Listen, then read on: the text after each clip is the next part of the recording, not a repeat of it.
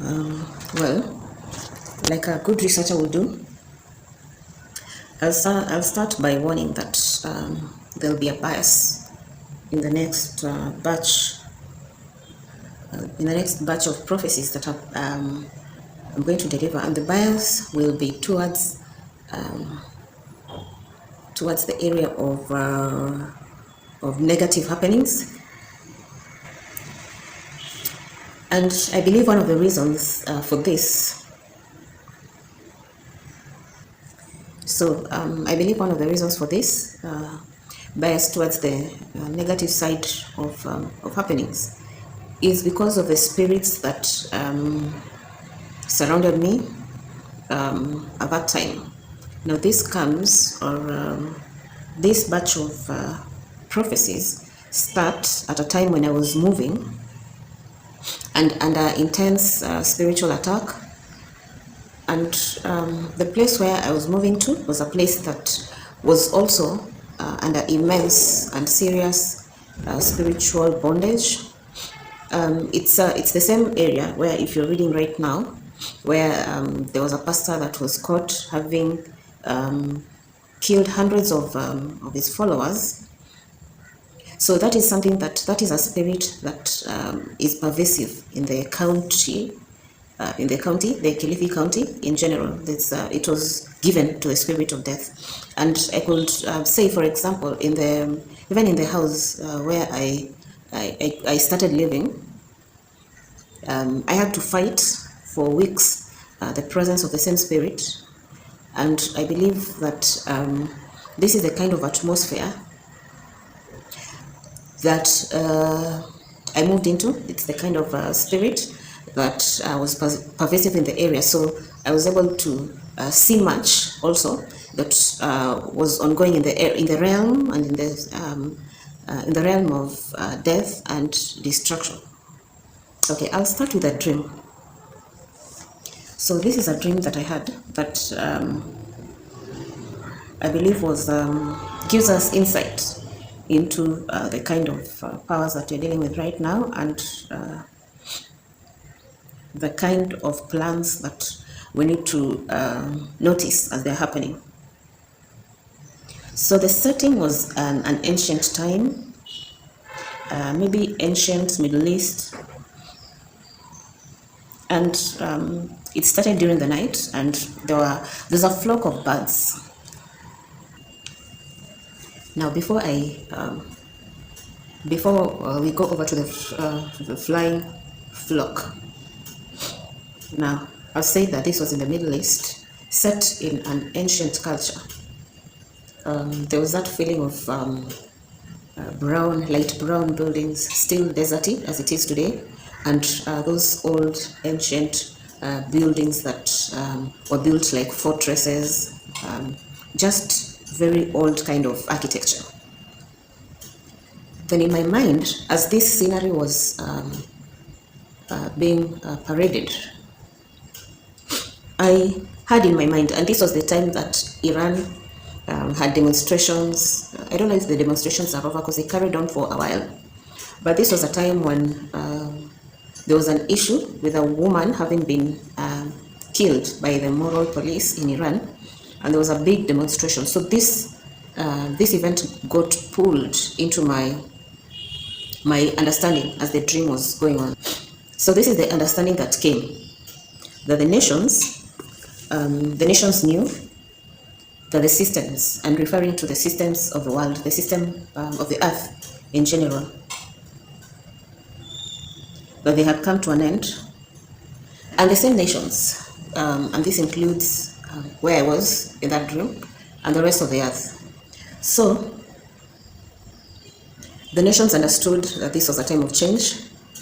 They knew that systems were coming to an end, and they were looking for ways of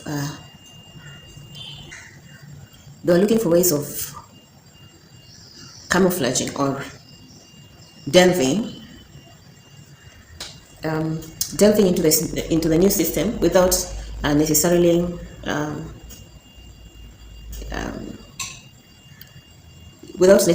getting noted as by the system, because the new system has has its own intelligence, and a way of getting with it without falling into distraction in order to be aligned is by finding new ways of doing things in an attempt to realign with the incoming. It's just like the way musicians keep inventing new styles of music every 2 or so years to keep up with the advances in the pop culture or something. Now, as I watched this, it came with a warning that the nations were favoring secularism. They were trying to move away from religion, to distance themselves from religion by promoting secularism. And as this was going on, I was thinking of other events in the world where it seemed like the state was against things like prayers, things like Bible study in school, things like generally religious activities, especially in the West. So these were the things that I was thinking of as this understanding came to me, and also I was relating it with ongoing demonstrations that were going on in Iran. So this is the warning that the momentary change in thought, and this is in reference with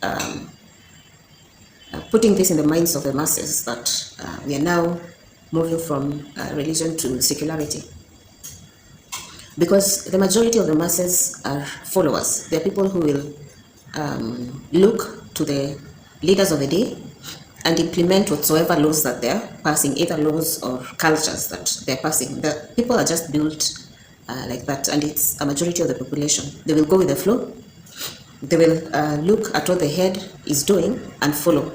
So this is what the momentary change in thought is referring to. That this new change of doing things in terms of secularism had a potential of sliding the society, and by the society I mean the world in general, had a potential of sliding the society into an extremism. And this is what I mean. Moving from religion to secularism is coming with an additional extremism in the liberties, and they say that too much of everything is poison. You can take water and it's good for your health, it's good for blood circulation, it's good for everything that you can think of. Water is good, it cleanses, it does all those nice things, but taking excess water can also kill. So too much of everything is poisonous, and this is what the message that came with this dream was saying, that this sudden change of the word used was momentary change in thought had a potential of sliding into an extremist forcing of liberal wantonness on the people. So there's this ruling class, and we have a ruling class and we have their gatekeepers. And we have people who just police everybody else. That's how human spirits have been created, just to behave like that. Spiritually, there are people who behave like princes of the people, because that is the kind of spirit that they have in them. There are people who behave like rulers, and they actually meet upon the people judgments spiritually. They meet upon the people. These are the people who, when they decide to deviate, can go into other practices that people would call more scary words that are discouraged by the society. So that's that. I repeat that the momentary change in thought had a potential of sliding into extremist forcing of liberal wantonness of the people. So these gatekeepers will look at the rulers, and they will take the attitudes of the rulers, and they will impose them on the people, and they will force them down their throats, and they will add salt, add spices, and what we will have in the end will be liberal wantonness on the people. So this warning came together with a prophecy and an anticipation of something that was coming, a danger that was in the air, that was about to face the earth. And so the weather started changing, and a storm could be felt in the air, that a storm was coming and it's going to be bad.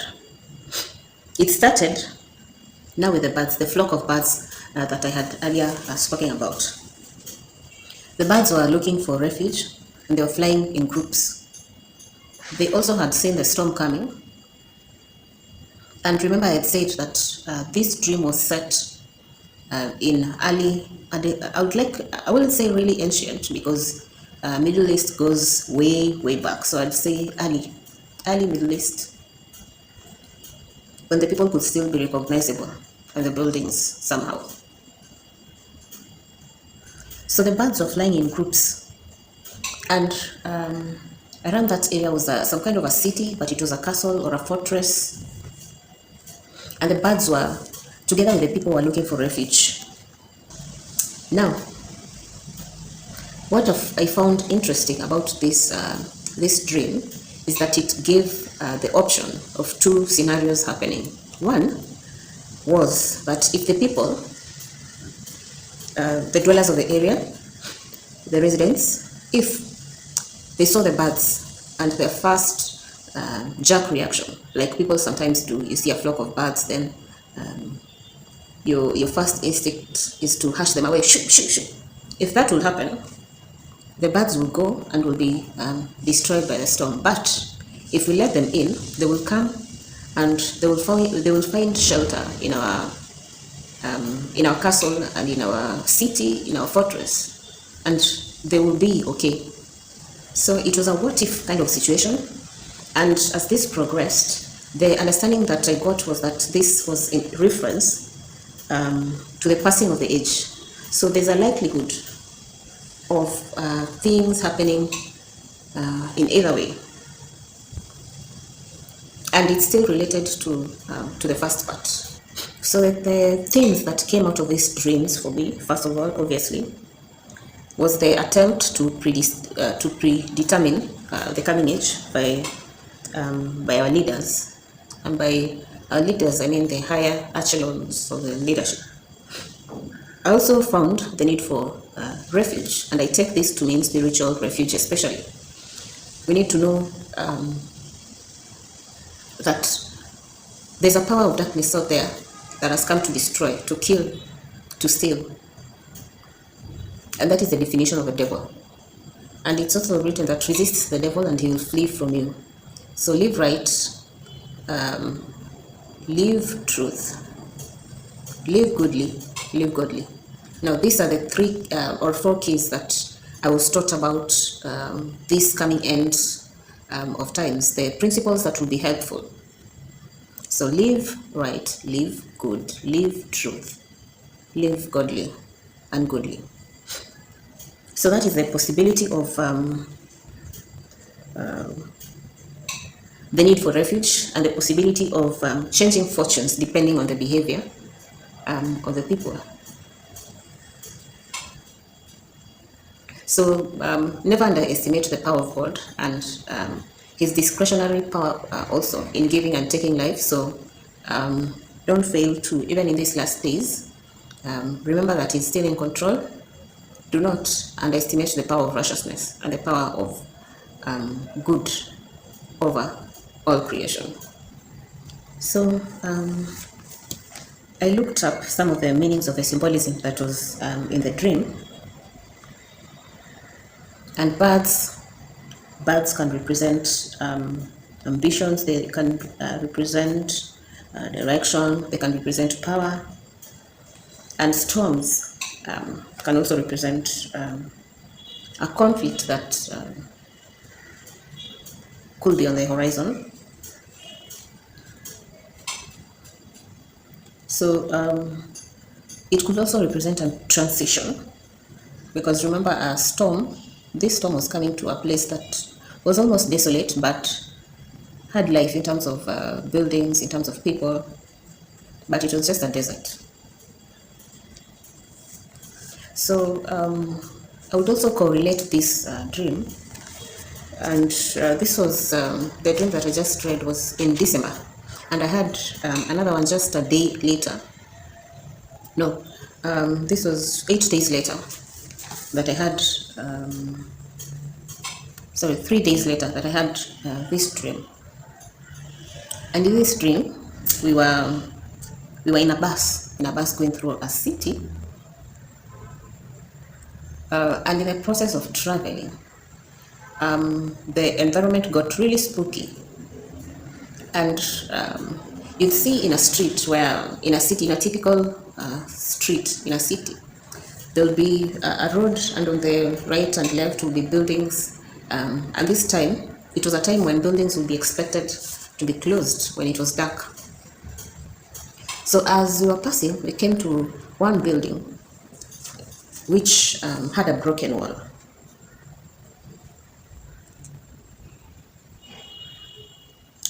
Okay, so it was like an opening, or it was maybe a door, a building with an unfinished door space.